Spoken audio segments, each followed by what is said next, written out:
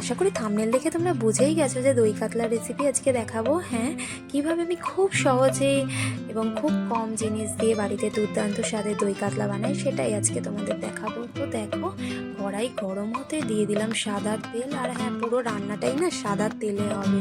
তো দেখো, সাদা তেল বেশ খানিকটা দিয়ে দিয়েছি। আর এর আগে আমি মাছগুলোকে না হালকা লাল করে ভেজে তুলে নিয়েছি। এবার মাছগুলো ভাজাটা যে যার ওপর, মানে অনেকে কড়া মাছ ভাজা পছন্দ করে, সেটা যার যার ব্যাপার, সেরকম ভেজে নেবে মাছগুলো। তো তারপর দেখো, তেল গরম হতেই আমি এখানে দিয়ে দিলাম কুচি করে কেটে রাখা পেঁয়াজ। আর পেঁয়াজগুলোকে লাল লাল করে ভেজে নিয়ে বেরেস্তা করে নেবো।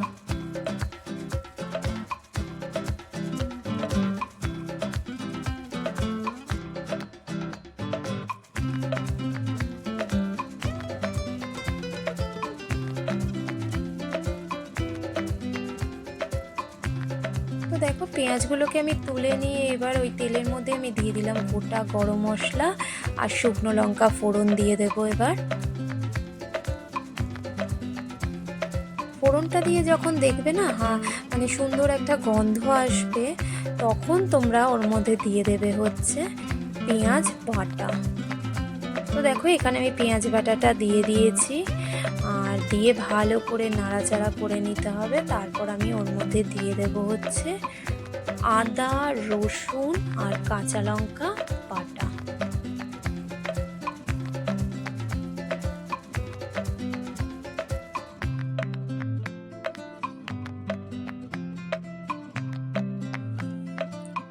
দেখো, আদা, রসুন, কাঁচা লঙ্কা বাটাটা দিয়ে ভালো করে নাড়াচাড়া করে নিয়েছি। তো দেখো, মশলাটা খুব ভালোভাবে কষে যখন যাবে না, এরকম কষে যাবে মশলাটা খুব ভালোভাবে, তখন এর মধ্যে এই বাটাটা দিয়ে দিয়েছি, যার মধ্যে ছিল হচ্ছে কাজু, চালমগজ, পোস্ত আর মৌরি।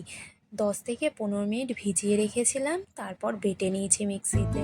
তো দেখো, সেই বাটাটাই দিয়ে দিলাম এখানে। একটা খুব সুন্দর গন্ধ আসে মৌরিটা থেকে, অবশ্যই দেবে, ভালো লাগবে।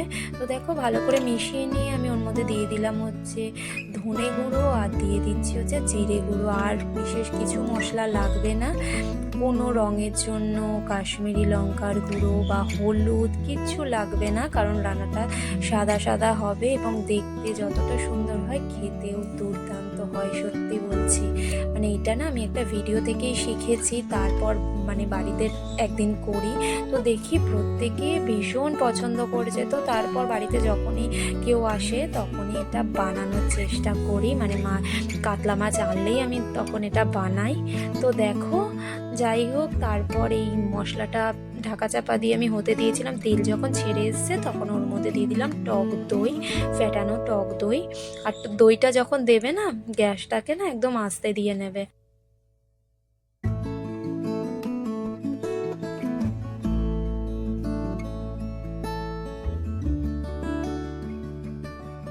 তো দেখো, দইটাকে না ভালো করে মিশিয়ে নিয়েছি। নিয়ে এবার এর মধ্যে স্বাদের জন্য খুব সামান্য পরিমাণে চিনি দিয়ে নিলাম। দিয়ে চিনিটাকে ভালো করে মিশিয়ে নিয়ে ঢাকা চাপা দিয়ে কিছুক্ষণ হতে দেবো।